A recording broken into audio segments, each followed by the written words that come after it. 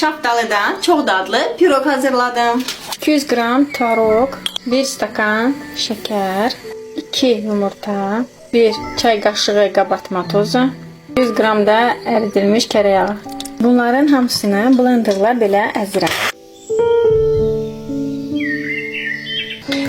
Blenderla belə əzdim bütün massanı.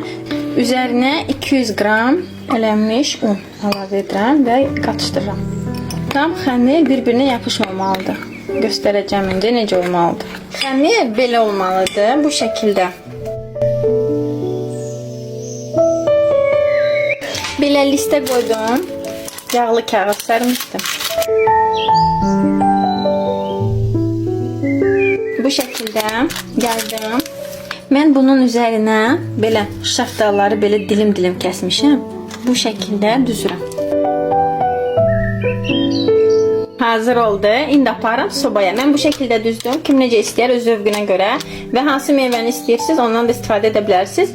Yəni indi şaftalın bol vaxtıdır. Buna görə sizinlə bunu paylaşmaq istədim. Aparıram 180 dərəcədə 30 dəqiqə, 35 dəqiqə bişəcək inşallah. Hazır oldu.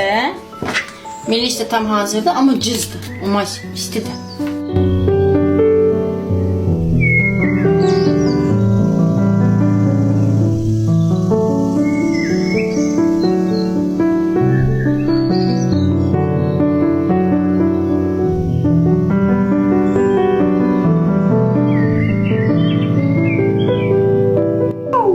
Neyinirsən düş. İndi ise pirogun dadına baxın.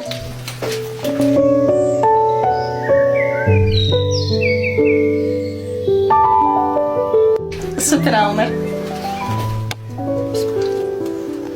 Çok dadlıdır. Süperdi. Siz de hazırlayın. Pişman olmayacaksınız. Çok beğeneceksiniz. Nuş olsun.